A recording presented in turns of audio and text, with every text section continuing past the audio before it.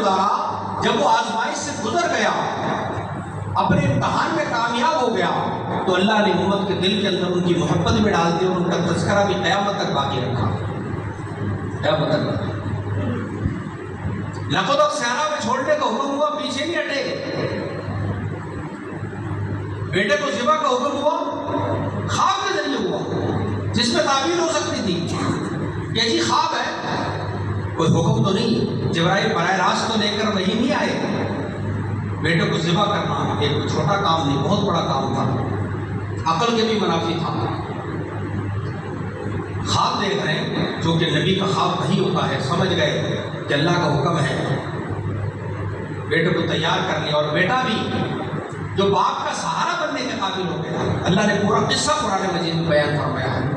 فلما بلغ معه السعي قال اني ارى في المنام اني اذبحك فانظر ماذا ترى، کہ بیٹے میں نے خواب میں دیکھا کہ میں تجھے ذبح کر رہا ہوں، اور یہ رائے اس وجہ سے نہیں لی کہ اگر بیٹا انکار کر دے گا تو میں چھوڑ دوں گا، نہیں چھوڑنا تو تھا ہی نہیں، ذبح تو کرنا ہی کرنا تھا، لیکن سوچا کہ میرا بیٹا اگر میرے اس حکم میں شامل ہو جائے تو یہ بھی پورا پورا اجر پائے گا۔ کہ بیٹا فانظر ماذا ترى، تو کیا کہتے اس بارے میں، تیری کیا رائے ہے؟ وہ بھی حضرت سیدنا اسماعیل علیہ السلام تھے، ابراہیم علیہ السلام کے بیٹے، جن کی پشت سے سید الاولین والآخرین نے دنیا میں آنا تھا۔ ابا یا ابت افعل ما تؤمر ستجدنی انشاءاللہ من الصابرین، ابا وہ کرے، ضرور کریں، کر گزرے جس کا آپ کو حکم ہوا، میں صبر کرنے والوں میں مجھے پائیں گے، میں صبر کروں۔ لے گئے، شیطان آتا رہا۔ آج حاجی ان کی یاد تازہ کرتے ہیں، شیطان کو کنکریاں مار کر اجر پاتے ہیں۔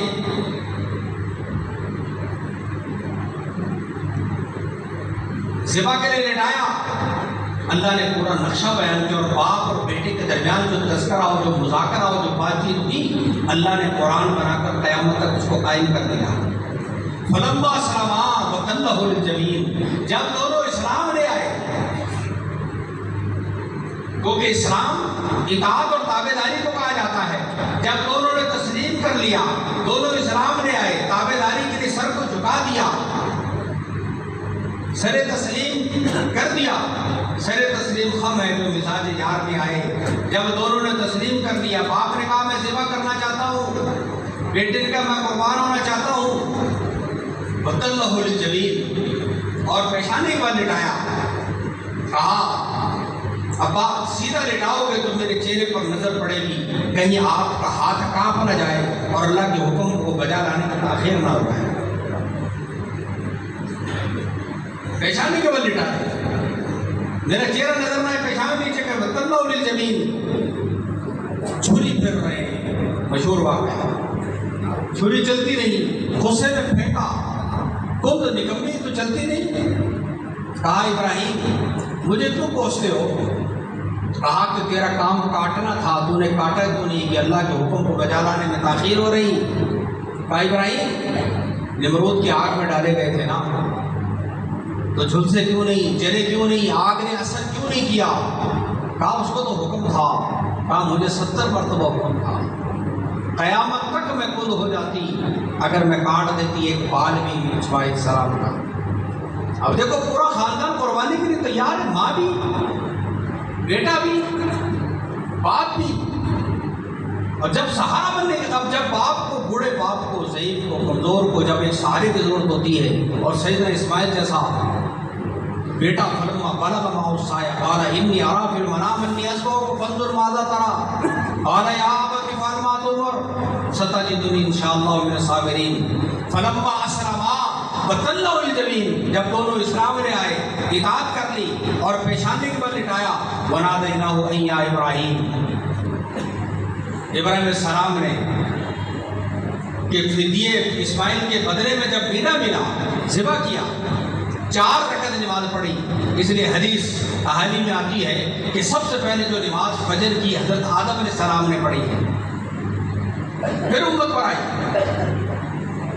آدم علیہ السلام نے جب اللہ نے جنت سے اتارا जन्नत के माहौल में रहने वाले थे, वहाँ की आती थी, वाशत में आ गए, अंधेरे में आ गए, रात को उतारा, बड़े घबरा गए, बड़े रोए। जब फजर का वक्त हुआ, रोशनी हुई, थोड़ा रोशनी से दिल मानूस हुआ, 2 रकत पड़ी।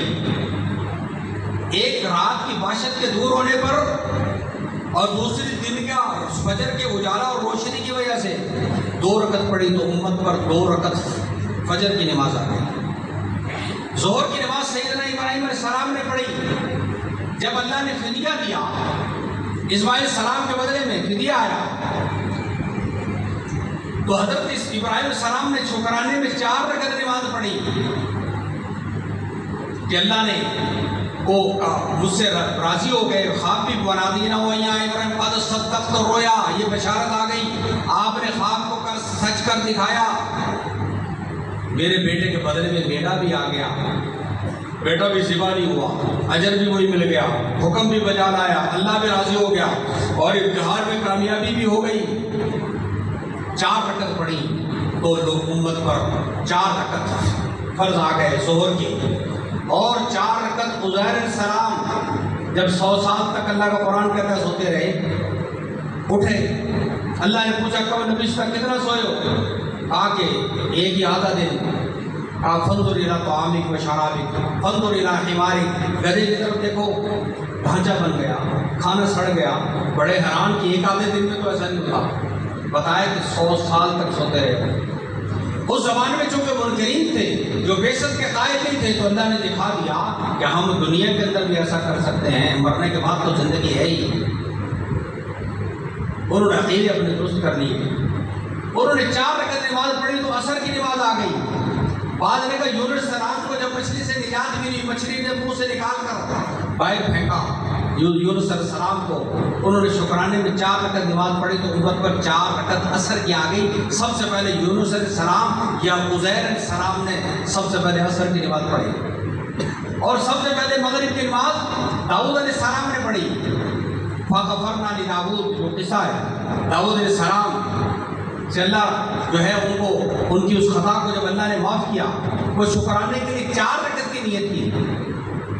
जब 4 रकत की नियत की तो शिद्दत बुका की वजह से, खशियत की वजह से 3 रकत से चौथी ना पढ़ सके, 3 रकत पर सलाम फेर दिया, तो मगरिब की 3 रकत उम्मत पर आ गई।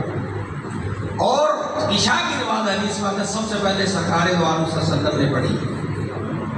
लिहाजा इशा की नमाजें जो आदम के ज़माने से चली थी, सरकार दो आलम सल्लल्लाहु अलैहि वसल्लम के ज़माने में आकर वो मुकम्मल और पूरी हुई। सबसे पहले आपने इब्तदा आदम से और इंतहा, जो कि नबुव्वत की इब्तदा आदम अलैहिस्सलाम से हो रही है और नबुव्वत की इंतहा सरकार दो आलम सल्लल्लाहु अलैहि वसल्लम पर हो रही है। तो हज़रत इब्राहीम अलैहिस्सलाम ने शुक्राने में 4 रकत पढ़ी, उम्मत को ये तोहफा भी मिल गया। तो ख़ानदान ने कुर्बानी दी, अल्लाह ने उसके तज़किरे को क़यामत तक बाकी रख दिया और बता दिया कि असल अकल का नाम नहीं, दीन इत्तिबा का नाम है, मान कर चलने का नाम है, अपनी मर्जी पर चलने का नाम दीन नहीं। वरना हज के मौके पर हुक्म होता है कि मैदान अरफात में जाओ। अब इंसान कहे कि मैं मैदान अरफात में जाऊँ, 9 ज़िलहज को 1 लाख नमाजें छोड़ूँ मस्जिद हराम की, तो मुझे तो अकल कहती है कि मैं मस्जिद हराम में रहूं। नहीं, अगर तो अब मस्जिद हराम में 9 ज़िलहज को रहेगा, तेरा हज नहीं होगा, अल्लाह राजी नहीं होंगे, तुझे 1 लाख नमाजों का सवाब नहीं मिलेगा, तेरा यहाँ पर हुक्म को बजा लाना है। असल हज को देखो, कुर्बानी को देखो। फरमाया कि ये बताती है ये चीज़, हज कदम कदम पर, कुर्बानी कदम कदम पर बताती है, सबक देती है कि अपनी अकल पर चलना नहीं, असल इत्तिबा है, दीन को मान कर चलना। हुक्म के अंदर है, अमल के अंदर कुछ नहीं रहा, जगह के अंदर कुछ नहीं, वही मैदान अरफात। अगर कोई 359 दिन तक मैदान अरफात में पूरा साल पड़ा रहे तो ज़रा भी अजर नहीं मिलेगा। वो कहती मैदान अरफात है, वही मैदान अरफात है जिसमें 9 ज़िलहज को हाजी आता है और ऐसे लौट कर जाता है कि उसके जिस्म पर कोई दागी गुनाह नहीं। इतनी बड़ी फजीलत اللہ کی مغفرت اور پروانہ دے کر محبت کا جاتا ہے وہ موقع، لیکن 9 کو اگر آؤ گے تو اس دن کے اندر بھی وہ فضیلت ہے، اس جگہ کے اندر بھی فضیلت ہے، اگلے دن کوئی فضیلت نہیں، ایک دن پہلے کوئی فضیلت نہیں، بتا دیا کہ آج جس وقت آپ حکم دے رہے ہیں اس وقت جاؤ گے، وہ کام کرو گے تو ہماری بات کو ماننے کے اندر ماننا اثر میں دی اصل قربانی کا موقع آ گیا، اب عقل چلانے کا وقت نہیں کہ جی اتنے جانور ہم ذبح کریں گے، معیشت کو اتنا نقصان ہوگا، اربوں روپے جو ہے وہ خون کی شکل میں نالیوں میں بہا دیتی ہیں۔ عقل مند کھڑے ہو جاتے ہیں اس موقع پر کہ قربانی کے بجائے وہ پیسہ غریب کو دے دیں۔ جن ملکوں کے اندر یہ نائجیریا، ایتھوپیا یا غریب ملک ہیں اس طرف جو قربانی بھی نہیں کرتے، مسلمان بھی نہیں ہیں، کیا وہاں پر غربت ختم ہو گئی جو قربانی نہیں کرتے؟ زیادہ قریب یہاں سے وہ ملک ہے، کیونکہ ہماری جو معیشت ہے یہ جو قربانی کا موقع آتا ہے اس میں اگر آپ اٹھا کر دیکھیں تو ہماری معیشت اتنی مضبوط ہوتی ہے، لاکھوں جانور جو ہے وہ پالے جاتے ہیں، ان کی خوراک کا بندوبست ہوتا ہے، اس وقت کتنے مزدوروں کو مزدوری، کتنے کسانوں کو مزدوری اور پیسہ ملتا ہے، جانور کو پال پوس کر بیچا جاتا ہے، بیچنے والے کو فائدہ، خریدنے والے کو فائدہ، پھر کھال کا فائدہ، پھر غربا کو گوشت کی طرح ملتا ہے۔ قصاب کا ایک بہت بڑا طبقہ، غربا کا بہت بڑا طبقہ جو عید کے موقع پر مالدار ہو جاتا ہے۔ اس لیے ہماری جب عید الفطر آتی ہے اس کی ابتدا صدقہ فطر سے ہوتی ہے کہ صدقہ فطر دو تاکہ اپنے مسلمان بھائی غریب کو اپنی اس خوشی کے اندر شامل کر لو۔ اور جب قربانی کا موقع آتا ہے تو بھی گوشت کا انتظام ہو جاتا ہے، ایسے ایسے لوگ ہیں جن کو پورا سال گوشت کھانے کو نہیں ملتا لیکن اس موقع پر ملتا ہے۔ معیشت مضبوط ہو رہی، کمزور ہو رہی، لیکن چونکہ ہم اپنی عقل چلاتے ہیں، اگر کوئی کوٹھی بنائے، کروڑوں روپے کی کوٹھی بنائی، کوئی کہتا ہے کہ بھائی یہ کروڑوں روپے کی کوٹھی بنانے کے بجائے یار یہ پیسے غریبوں میں بانٹ دیتے تو غربت ختم ہو جاتی، نہیں، کہتے ہیں جی میاں صاحب، چودھری صاحب، فلاں صاحب مبارک ہو جی، ماشاءاللہ بڑا اچھا گھر بنایا آپ نے، وہاں تو آپ کو اعتراض نہیں ہوتا، وہاں تو مبارک دیتے ہو۔ وہ گاڑی خریدے، لاکھوں کی گاڑی اس نے خریدی، کسی نے کہا کہ یار یہ پیسے غریبوں میں بانٹ دیتے، سوال پیدا ہی نہیں ہوتا، تو سوچتا ہی نہیں اس بارے پر۔ لیکن جب دین کا حکم آ جاتا ہے، لاکھوں کا موبائل خریدتے ہو، کوئی کہتا ہے یار نوکیا لے لیتے تھے 10 یا فلانا لے لیتے، تم نے اتنے لاکھ کا موبائل کیوں لیا، مبارک ہو، مبارک دیتے ہو، یہ غریبوں میں بانٹ دیتے، سوال پیدا ہوتا ہے، کسی کی دماغ میں یہ بات آتی ہے کہ جب دین کا حکم آ گیا وہ عقل مند کھڑے ہو جاتے ہیں، اپنی عقلوں کو چلاتے ہیں۔ سیدنا ابراہیم علیہ السلام کو بیٹے کا ذبح کرنے کا حکم ہو رہا ہے، عقل کے خلاف ہے، محبت معاشرے کے خلاف ہے، لیکن وہ کھڑے ہوئے حکم کو بجا لانے کے لیے۔ اللہ آزمائش ڈال رہے تھے، دیکھ رہے تھے کیا کرتے ہیں۔ تو اصل میں دین اتباع کا نام ہے، اپنی عقل کو چلانے کا نام دین نہیں ہے۔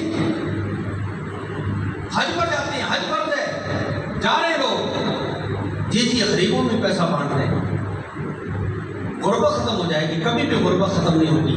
یاد رکھو جب آپ زکوٰۃ دیتے ہیں، بظاہر لگتا ہے کہ مال کم ہو رہا ہے، واللہ مال کم نہیں ہوتا، اس میں اضافہ ہوتا ہے، تو وہ مال جو باقی رہ جاتا ہے وہ ایسی برکت والا ہوتا ہے کہ آپ کی ساری ضرورتوں کو پورا کرتا ہے۔ قربانی میں جانور خرید رہے ہو، بظاہر مال کم ہو رہا ہے، کم نہیں ہو رہا، بڑھ رہا ہے، یہ ہمارا عقیدہ ہے۔